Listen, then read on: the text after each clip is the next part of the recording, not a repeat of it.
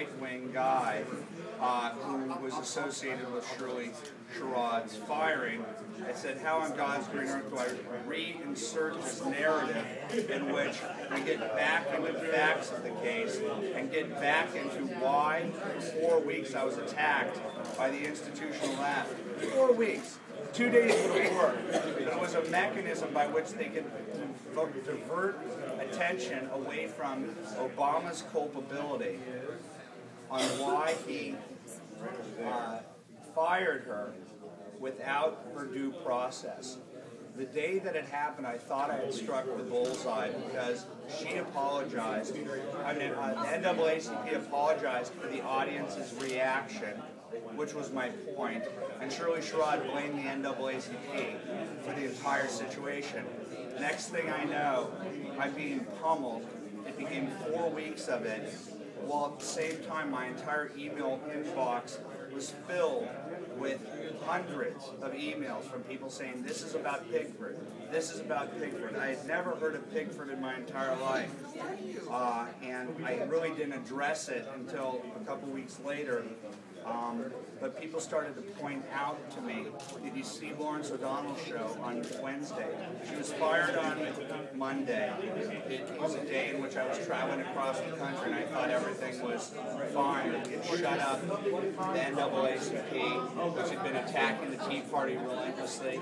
I was like, wow, this is great. I went on Hannity, I think, on Monday night, and by the time I woke up the next day, I was under utter assault.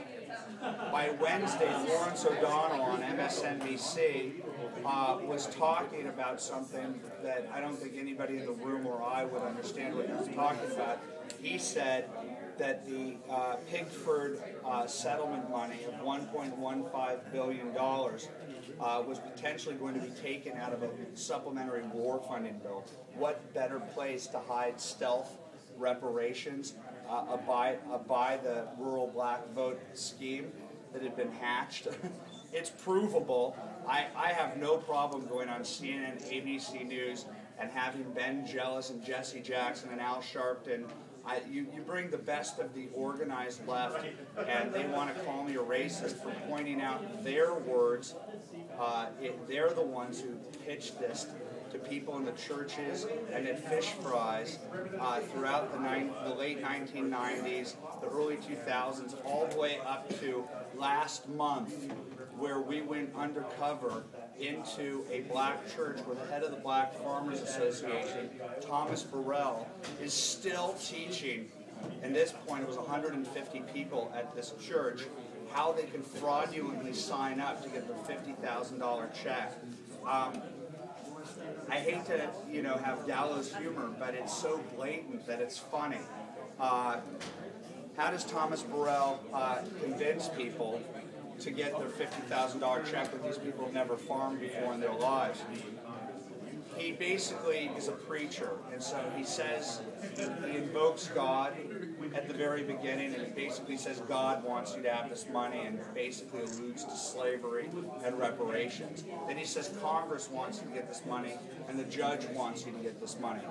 Pigford was initially supposed to help hundreds of black farmers who were institutionally discriminated against. My days are spent talking with those black farmers who have been trying to get the story out for the last 12 years. They're the most honest people in the world, and they were screwed over not just first by the USDA, but they were used by the class action attorneys as a Trojan horse, and then the thing was diverted. They lost their land. They're getting offsets on their Social Security check. They lost out hugely in Pigford, yet their neighbors who have never farmed a day in their lives were getting $50,000 checks. Now let's get into the mathematics here. I promise you, there is no justification with what has happened, and everything I can say is beyond provable, and I can promise you that behind the scenes, despite the fact that the blogosphere has not seized upon the magnitude of the story, I can promise you that behind the scenes, they're shitting in their pants, and there are consequences going on right now as we know it. Today, Thomas Burrell, who we exposed in a press conference at Pigford by showing the 2 hours in which he teaches people how to defraud the government, how to get the $50,000 check. Some of the class action attorneys in Pigford, who are really bad guys and are making hundreds of millions of dollars off of the taxpayers' back in Pigford, have put a restraining order on Thomas Burrell, who has been doing this for years. Here's the basic math. There were 157 black farmers who entered Pigford. Al Pires, the lead lawyer, that's pretty much all he could find that had pretty good cases against the USDA that he could go forward on. He signed these guys up and said he would represent them, but he went up and negotiated with the USDA, the Justice Department, the Janet Reno Justice Department, and a judge, and crafted a resolution that structurally screwed over the black farmer. In fact, on the Thomas Burrell videos, they teach you that the way to get the check is like baseball, that there are 4 questions that you have to answer, and that if you answer one of those questions wrong, you're not going to get the money. And the first question is, were you a farmer? If you answer in the affirmative that you were a farmer, Thomas Burrell says, you're not going to get your money. So the black farmers were screwed over by their class action attorney. Why? Because Al Pires knew that he was not going to make tens of millions of dollars getting back land for his black farmer clients. We have Justice Department memos that show that the Justice Department excoriated Al Pires for not knowing anything about his own clients' cases. And with 2 weeks to go in the settlement, before the settlement was reached, they created a Track A component that for the $50,000 that allowed for attempted to farmers enter the class. That attempted to farmers standard was so easy that anybody could lie. And they were coached to lie, to say that they attempted to farm, their father attempted to farm, their grandfather attempted to farm between 1983 and 1997, and he teaches them in this session that who's going to know if you're not telling the truth? You're going to have to make a decision, but God wants you to have this money. Congress and the judge wrote this in such a way that they want you to get this money. It's all on tape. Pigford is falling apart. 157 black farmers, and it became 957 in the original class. They said that there would only be 2,000 to 3,000 claims in Pigford. In Pigford 1, which is the end of the lawsuit, there were 23,500 claimants, about 10 times more than they thought that there were going to be. In a country, according to the 1997 census, there were only 18,000 black farmers. Here's where it gets sexy. Barack Obama. Pigford's over. They kept extending the statute of limitations from late 1999 to 2000. That's how it got up to 23,500. But in a nation that was flush with cash, in the era of the dot-com boom, in a pre- and post-9/11 era, and a pre-Tea Party era, nobody cared about $1.5 billion, especially when these things were getting buried in war funding bills. Pigford is over. 23,500. Nobody paid attention to it except for the FBI. And we have FBI affidavits and FBI whistleblowers who want to testify before Congress to talk about how they knew about the fraud, that they knew that they were going church to church, that they knew that they were selling it as reparations, and they were using it for the Democratic Party in order to buy rural black votes. They were calling it reparations at reparations conventions, called the Dorothy Tillman Reparations Convention, the N. Cobra Conventions. So it's the year 2007, and the head of the National Black Farmers Association, John Boyd, perhaps you've seen him on CNN, calling Congressman Steve King a racist for using the term reparations. On CNN, he called Steve King a racist. It is the tool that the left uses in order to stop people from inquiring into a scandal of this proportion. This vindicates Steve King is not a racist.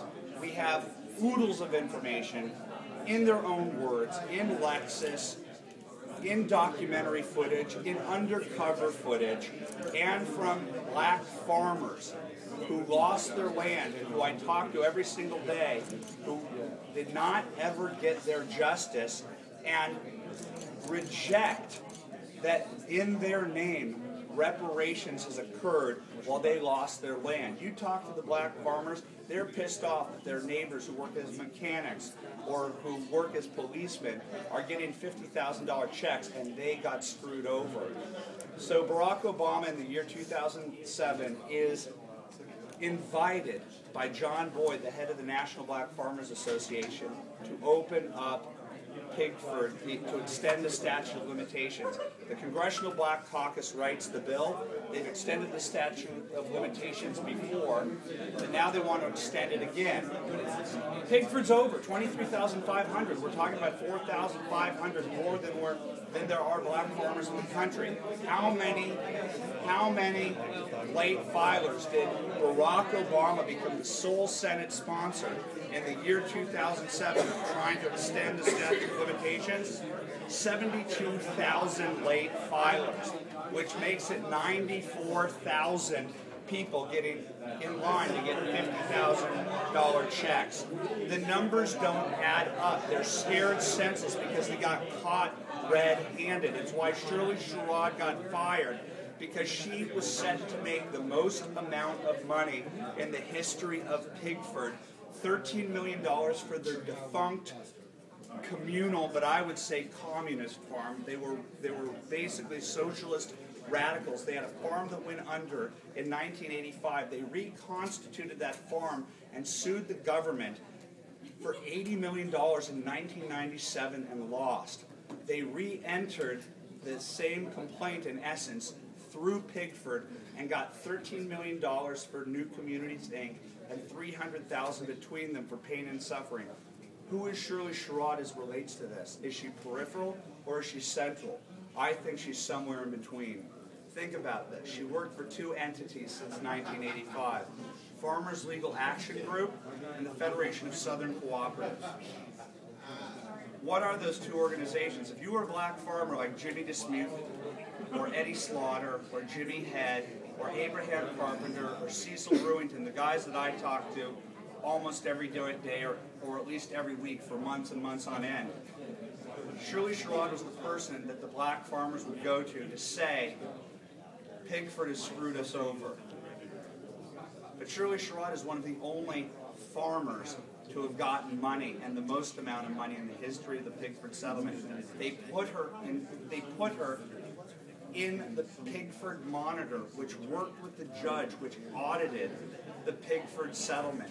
She had right in front of her the raw numbers that the black farmers were losing their land, yet everybody who never farmed, the farmers, were getting $50,000 checks. So if you went to Farmers Legal Action Group or Shirley Sherrod or the Federation of Southern Cooperatives, they were party to this scam. You do the math on whether or not she's a good lady. You talk to the black farmers. They say that they never gave us justice. They know it's reparations, and they know that they're the needle in the haystack of Pigford. They've been trying to talk to ABC, CBS, NBC. They've been going to the Justice Department. They've been going to their own congressmen. And if you've been paying attention to this on big government, you'll see that 6 of these black farmers went to Congressman Sanford Bishop to say we need to investigate the fraud in Pigford and to help the black farmers. And Sanford Bishop said, if we investigate Pigford, then the money's going to stop flowing. That's what the black farmers said on video. Sanford Bishop could have ignored it. He ran to his local papers, the Albany Herald, the Atlanta Journal-Constitution, and the Columbus paper, in which he stated to the first paper is, what I knew about the fraud, but what am I supposed to do about it? Well, first of all, he's on the Agriculture Committee. He has oversight on the issue. Secondly, he was the co-author of the extension of the statute of limitations that brought this to 92,500. The black farmers hate the Congressional Black Caucus because they were the ones that benefited the greatest, because they had constituents with the narrative that they gave out $50,000 checks to as many people as humanly possible. They screwed over the black farmers. So to all conservatives out there who are fearful of touching race and being called a racist, it is the Congressional Black Caucus who were the perpetrators of black-on-black crime. That's what the black farmers describe it as such. And if there are congressional hearings, if the conservative movement ever gets the strength and the politicians get the strength, you will be able to prove this stuff beyond a reasonable doubt. We have more USDA whistleblowers who will only testify if they're given congressional protections. We have a busload or two or three of black farmers who all tell the exact same horrifying story to me every single day. And we now have behind the scenes all of the players scurrying. And we've been told that one of the undersecretaries of the Secretary of Agriculture went down to Arkansas. His name is Pearlie Reed, and he told a group of people with a heavy heart, Pigford 1 is now under review, and anyone in Pigford 2, that's 72,000, that tries to get their $50,000 check that shouldn't be getting it will be put in the penitentiary. The story is already broken. They're already trying to put pieces of gum in the dam as it's leaking. The only thing that is missing is the blogosphere, the mainstream media. The second that that breaks, Congress will have the courage to investigate this, and I believe it will go to the highest offices of the land. Barack Obama didn't just singularly, as a senator, sponsor the legislation that took it from 22,000 black farmers, laughable at that, to 94,000, absurd, while the black farmers got screwed over.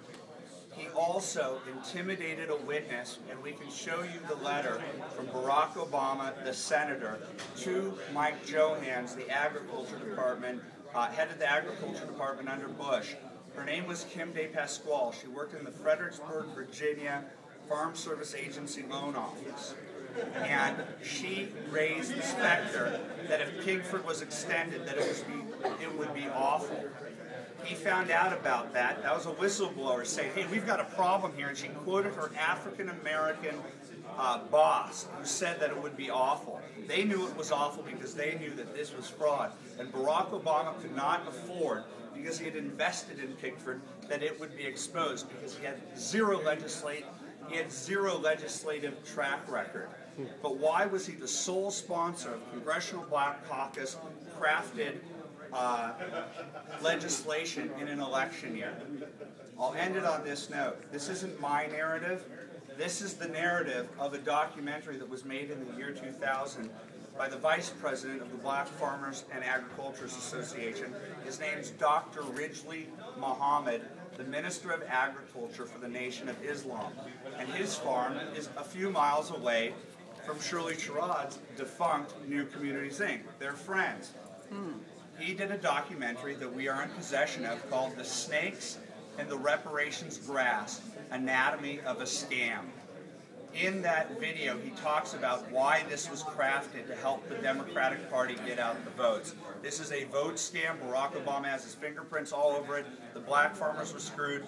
And this is a fellow by the name of Lee Stranahan, who is a heroic documentarian from the Huffington Post, MoveOn.org, and formerly of Daily Kos, who I hired and granted him pure independence to go out there and disprove the report that we had. He came out of Arkansas, where he got one of the class action attorneys to admit that my own clients got away with murder, hundreds of them, because it was so easy to get the money. He's an officer of the court, and he's never been held to account for this. Lee Stranahan got that video. He got a hell of a lot more, including Mike Espy, who is representing thousands of clients, suing the government for the exact time that he was the head of that department.